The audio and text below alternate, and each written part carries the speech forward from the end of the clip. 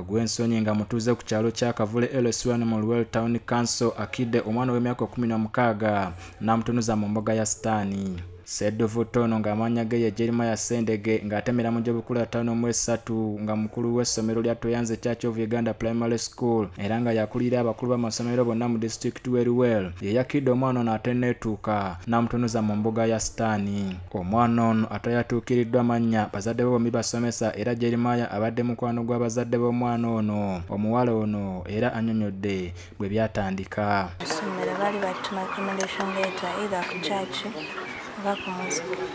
mama nagamba tufune ya church kati ngatumira omusajja ajje naye nagamba yanguya ku saa 10 naye ate yalituuka ku saa 7 nayingira buyingizi nayingira nemulaba ate nga wedde nkimanyi bagamba agenda kujja nagamba nti mpa ebiwandiiko byo nengenda nebimuleetera nagamba ate envelope toyina nayo nenjimita nenjimuwa ngamba muddemuwa nagamba ye wali mu nasale nga tugamba omwana muto naye ate kati okuze esawa tukulye nakwata nansembeza naagala okusembeza emwajo kujange nenjibikako tunajibikako ndowooza ye nalaba nga afunye kyansobola kuleekaana nanyweza emikono natandika okwesumulula zipuye.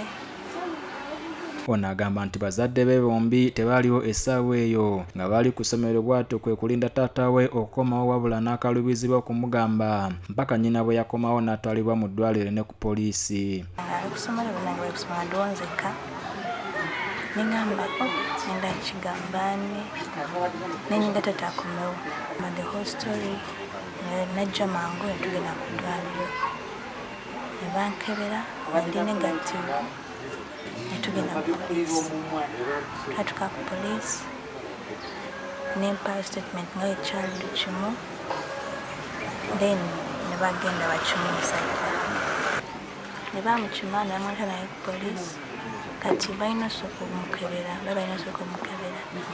naye bamukebera ng'ali positive. Kigambibwa oluvannyuma lw'okukwatibwa kwa Jeremiah yatwalibwa okukeberebwa omusaayi bw'atyo n'asangibwa n'akawuka akalwaza mukenenya. Omwana ono akukkulumidde ga ssedduvuto agatuusa ebikola eby'obuliisamaanyi ku baana abato era n'asaba asibwe obulamu bwe bwonna. Abantu abo bandi basibye ne basigala eyo nga basiba obulamu bwabwe bwonna kubanga tajja genda ng'ate asiga abaana abalala abato kiwuka kirudde mulwadde akimanyi mulwadde naye atayagala abeere ku baana abato.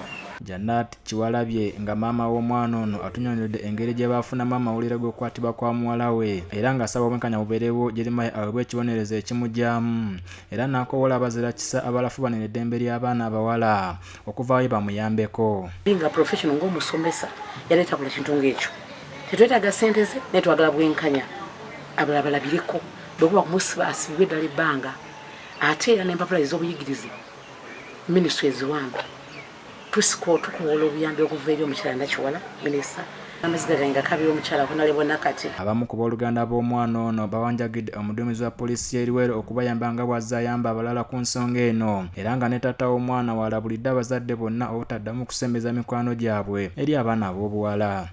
Luwero District nkusaba ssebo ozze oyamba abantu ab'enjawulo era emisango okoze kinene nnyo okulanga obumenyi bw'amateeka mu Luwero District bumalibwawo.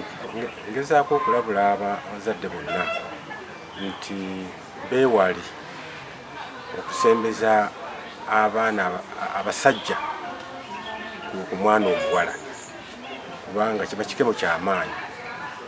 Mukwano gwange yennyini bwe tubadde tulya naye ekyeggulo nadda ku mwana wange. Mu kiseera kino agambibwa okukabasanya omwana ono atemeza amabega wa mitayimbwa nga ne poliisi yabakanye edda n'ogwayo.